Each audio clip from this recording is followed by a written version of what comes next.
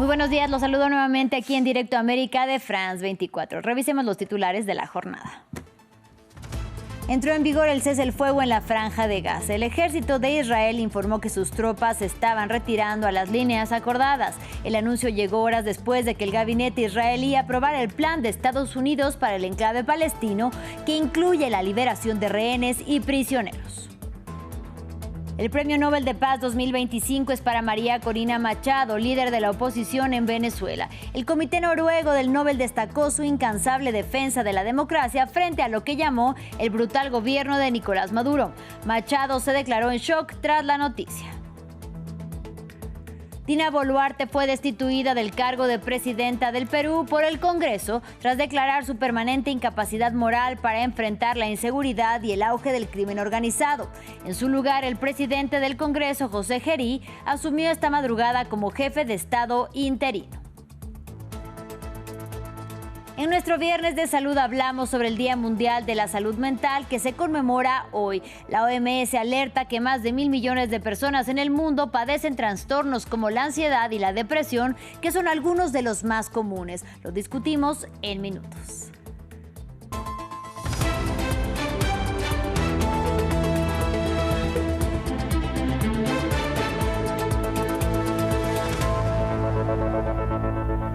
Iniciamos en la Franja de Gaza, 734 días después del inicio de la ofensiva de Israel en el enclave y tras más de 67.000 muertos palestinos, hoy entró en vigor el cese el fuego en la Franja de Gaza. El ejército de Israel informó que sus tropas están retrocediendo y retirándose a las líneas acordadas. El anuncio llegó horas después de que el gabinete israelí aprobara el plan de Estados Unidos para el enclave palestino, que incluye la liberación de rehenes y prisioneros. El primer ministro israelí Benjamín Netanyahu advirtió que jamás será desarmado por las buenas o por las malas, al tiempo que decenas de miles de gazatíes caminan de vuelta al norte del enclave. Desde Jerusalén nos amplía nuestra corresponsal Yanira Gómez. Ya aquí, a partir del mediodía, con el alto al fuego en vigor en la Franja de Gaza, Netanyahu sobre todo hizo una presentación de su victoria, una victoria. Ayer la oficina del primer ministro israelí ya había comunicado que Israel había conseguido todos los objetivos de su guerra, pero sin duda fue, como decía, emitió Netanyahu un discurso desafiante, arrogante, en un tono siempre de defensa, no solo ante el público israelí, también en el extranjero. Dijo que básicamente la presión militar masiva de 2 años de invasión en la franja y la presión política masiva actual por parte de la administración Trump, sumado a la soledad, dijo, de Hamás, ha hecho posible el actual acuerdo. En concreto, sobre todo, se refirió que ha hecho posible el retorno de los rehenes en los próximos días. Dijo esta frase que siempre repite de lo prometimos y lo cumplimos. Pero, sobre todo, Netanyahu lanzó una amenaza y es reanudar la guerra, reanudar la violencia en el enclave palestino si Hamás no entrega las armas y Gaza no es desmilitarizada. Como bien decías, dijo, si no es por las buenas, será por las malas. Por eso subrayó que el ejército israelí se quedará en buena parte de Gaza para ejercer una presión contra el grupo islamista. En este sentido, que también decía, negó que este acuerdo sea igual que los anteriores que se estaban negociando durante estos 2 años, pero la realidad es que no difiere de otras propuestas anteriores y también frustradas por el actual gabinete israelí. Y mientras, creo que cabe destacar también que en Israel el público no ha pasado por alto en absoluto que la imagen de Netanyahu de ayer, flanqueado por los enviados estadounidenses Steve Witkoff y Jared Kushner, durante la reunión del gobierno para aprobar ese acuerdo, un acuerdo que, por cierto, votaron a favor todos menos los ministros Ben-Gvir y Smotrich.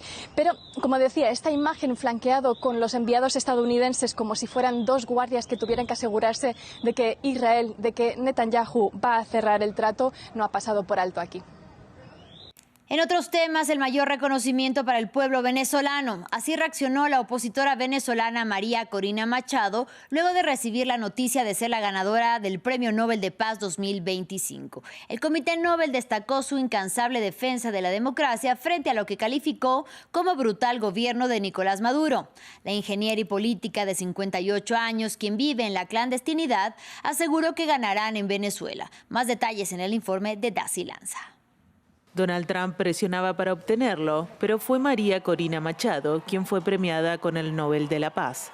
La líder de la oposición venezolana fue distinguida con este famoso galardón el viernes. Recibe el Premio Nobel de la Paz por su incansable labor en la promoción de los derechos democráticos del pueblo venezolano y por su lucha por lograr una transición justa y pacífica de la dictadura a la democracia. La señora Machado ha sido una figura clave en la unificación de una oposición política que antes estaba profundamente dividida. Una oposición que encontró un terreno común en la demanda de elecciones libres y un gobierno representativo.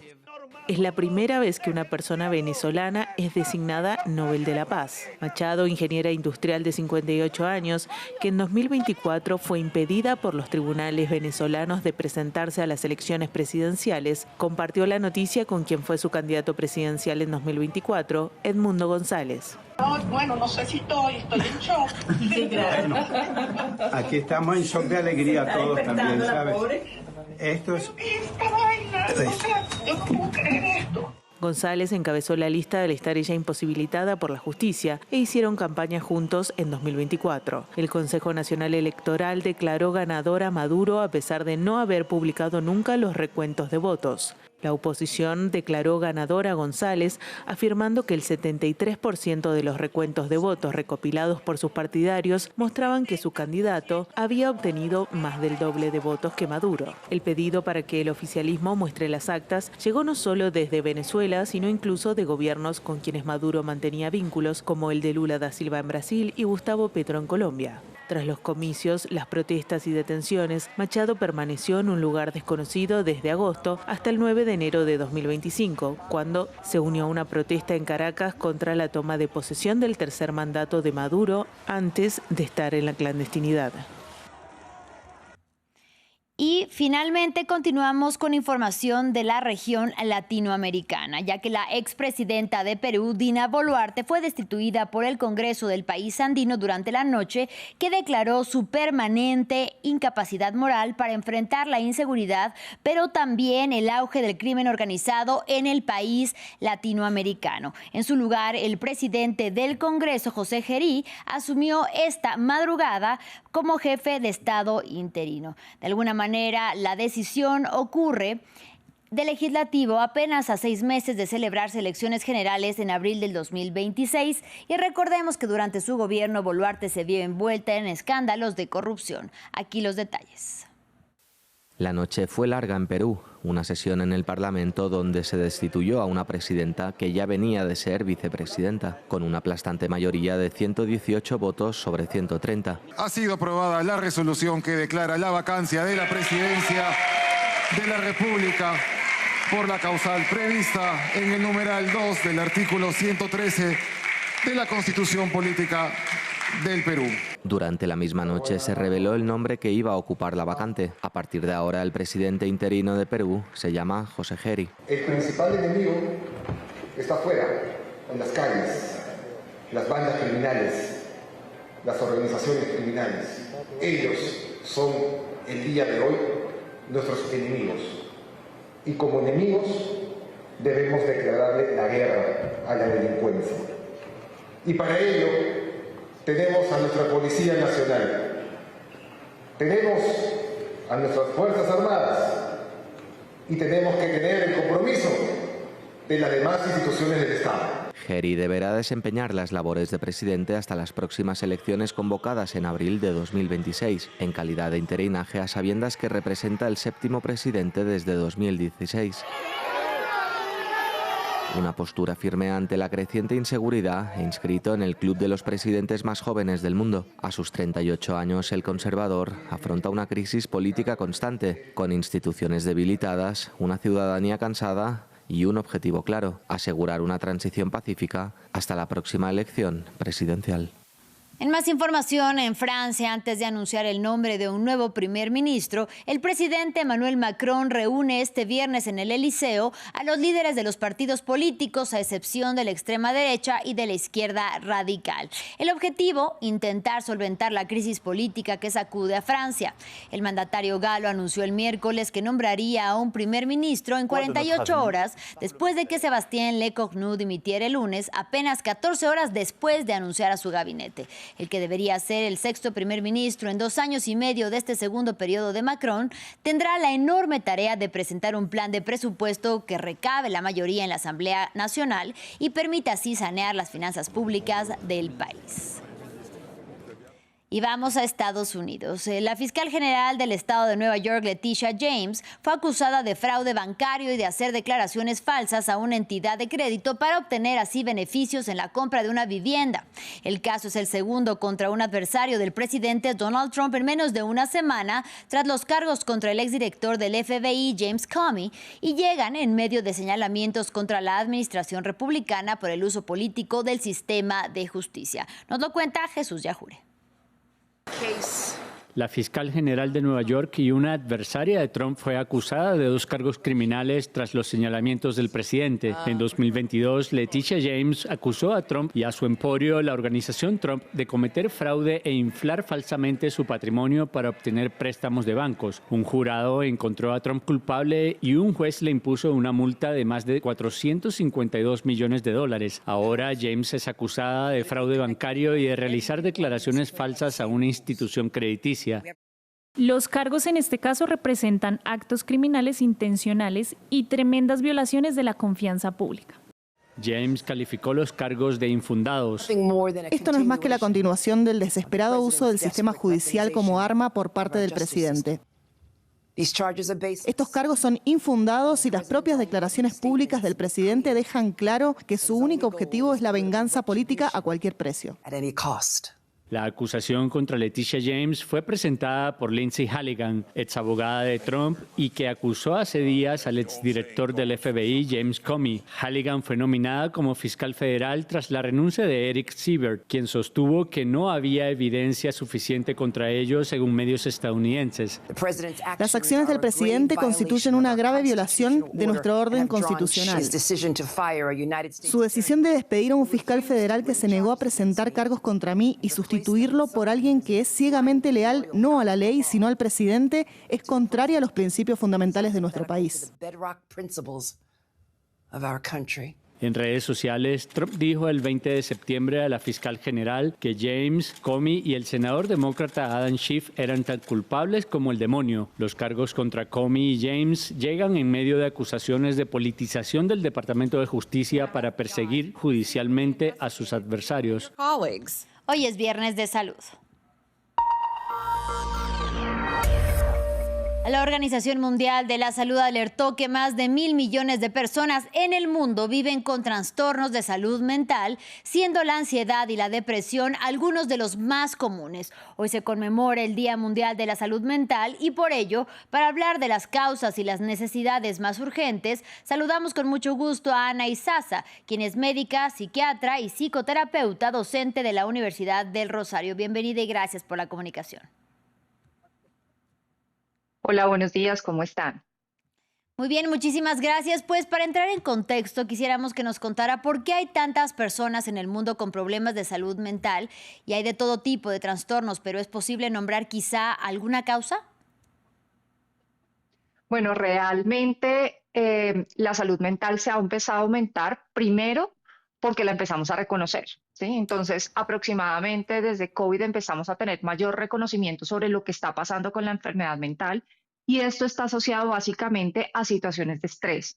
Entonces, antes pensábamos que un poco el cerebro o las enfermedades mentales eran simplemente de las emociones o de ser fuerte y realmente ya hemos empezado a avanzar muchísimo en las investigaciones y nos damos cuenta que la enfermedad mental está asociada con enfermedades crónicas. Y es una de las primeras manifestaciones que se puede presentar en personas con alta cantidad de estrés. Entonces, realmente lo que estamos viendo es que vivimos en un mundo mucho más acelerado, en donde necesitamos encontrar más respuestas, necesitamos tener, digamos que, procesos un poco más inmediatos y adicionalmente, pues, con temas de inteligencia artificial, etcétera, pues vamos en un mundo que va mucho más acelerado que realmente a nuestro ritmo. Y por eso, pues, aumentamos la carga de estrés y la sobrecarga precisamente porque no podemos a veces tomarnos el tiempo para poder hacer las cosas que realmente nos ayudan y que nos benefician. Ahora, la Organización Panamericana de la Salud dice, por ejemplo, que alrededor de la mitad de todas las enfermedades de salud mental comienzan a los 14 años. ¿Por qué se define esta edad como el inicio para que estas se manifiesten? Pues realmente no es que sea el inicio de la edad, sino que además es un momento clave. Entonces, a los 14 años normalmente los procesos de socialización de los seres humanos cambian. Estamos en la infancia y pasamos a la adolescencia. En la adolescencia es donde realmente empezamos a tener nuestra propia identidad y ahí es cuando realmente empezamos a tener las modificaciones importantes, porque además también vienen factores hormonales y hay un proceso de cambio completo en la socialización. Entonces, cuando intentamos que las otras personas nos acepten, podamos ingresar a un grupo, podamos tener una serie de apoyo externo a nuestra familia, pues realmente nuestros estándares empiezan a modificarse, asociado también a todos los cambios hormonales que empezamos a tener. Por eso es súper importante pues estar pendientes en esta edad que es la preadolescencia, adolescencia realmente, porque acá es donde vamos a tener mayor presión y posteriormente pues vamos a tener presiones de otro estilo y de otro tipo, pero pues que son importantes para nosotros. Y como usted bien lo señala, la salud mental está cada vez más en el centro de las discusiones. Sin embargo, la OMS, por ejemplo, denuncia o reprocha que los gobiernos dedican una parte muy pequeña de su presupuesto a la salud mental. En ese sentido, ¿por qué considera que se le da tan poca prioridad todavía? ¿Y cómo evalúa usted los esfuerzos actuales de los gobiernos para poder realmente atenderla? Bueno, realmente lo que pasa es que para poder atender la salud mental tenemos que hacer un cambio importante y significativo. Entonces, el cambio no solamente tiene que ser el enfoque de enfermedad, o sea, más clínicas y hospitales o más psiquiatras manejando la situación. No, en realidad esto tiene que ser un enfoque global en donde realmente voy a tener que generar estrategias para que mi población se pueda adaptar lo suficientemente bien. ¿Y esto qué significa? En los colegios, entonces, tener clases para manejo de conflictos, para manejo de redes sociales de forma adecuada y asertiva, para poder entender las dificultades y las emociones que yo tengo, clases para los papás y los futuros papás que van a tener de cómo enfrentar las situaciones frustrantes de cualquier hijo en las diferentes etapas y adicionalmente cómo resolver los conflictos internos y cómo priorizarme de alguna manera a pesar de tener hijos, ¿sí? Y obviamente asociado a medidas de bienestar general a nivel de la comunidad, en donde hayan unas comunidades mucho más compasivas con la escucha, con la atención y con el cuidado. Entonces, realmente no es un esfuerzo exclusivo para la salud mental o para la salud, sino que esto tiene que ser un abordaje interdisciplinario muy fuerte. Entonces, por eso es que las medidas son inadecuadas y los recursos tampoco lo son porque no se han encontrado y no, digamos que no hemos podido articular de forma global todas las estrategias que necesitamos realmente para mejorar la salud mental. ¿Y cuál sería entonces en este escenario ideal, por llamarlo de alguna manera, las condiciones o la atención que debe de tener una persona que padece un trastorno de salud mental? Las ideales. Entonces, las ideales, pues ya cuando hablamos de un trastorno de salud mental, pues evidentemente tener una línea de acceso rápida. Segundo, tener la posibilidad de rutas rápidas para acceder a hospitales de salud mental, pero también a hospitales generales y consultas externas con psiquiatras y con psicología. Y mínimo, lo que sabemos es que para las enfermedades mentales necesitamos aproximadamente 30 sesiones de psicoterapia, que es más o menos el promedio que se efectúa para las enfermedades mentales, ya realmente cuando tenemos un diagnóstico y necesitamos un tratamiento farmacológico para controlar la depresión y la ansiedad, que son las dos patologías más comunes que tenemos pues actualmente como enfermedad mental. Doctor, usted bien lo sabe por su profesión, es común saber de casos en los que las personas tienen, por ejemplo, ansiedad o depresión y no quieren hablar de ello por el estigma que todavía existe. ¿Cómo lograr combatirlo? Porque además es cada vez más común. Entonces, digamos que afortunadamente, como les decía, COVID nos ayudó muchísimo a poder romper esas barreras, pero una forma es normalizando dentro de las conversaciones cotidianas. Entonces, ¿qué significa esto? Hablar sobre cómo nos sentimos, qué es lo que nos está pasando, escuchar sin intentar dar respuestas, porque desafortunadamente cuando intentamos darle una respuesta a una persona que está luchando con una ansiedad, con una depresión, créanme que esta persona ya ha pensado esta respuesta 3 o 4 veces y lo que hace es que se siente distante y no se siente comprendida. Pero cuando uno la escucha y no intenta resolverle la situación ni darle una solución a la situación, realmente la persona se abre y de esta manera también se abre a permitirse a sí misma a buscar otro tipo de apoyos. Pues muchísimas gracias a la doctora Ana Izaza. Nos quedamos finalmente con el mensaje de necesario un abordaje interdisciplinario, pero también normalizar para poder hablar y para poder expresar lo que se siente. Muchísimas gracias. Muchas gracias a todos. Bien, pues les dejamos ya entonces con nuestra crónica de ciencia y tecnología. Valentina Gómez Sánchez ya viene con nosotros, Torres Sánchez. Gracias.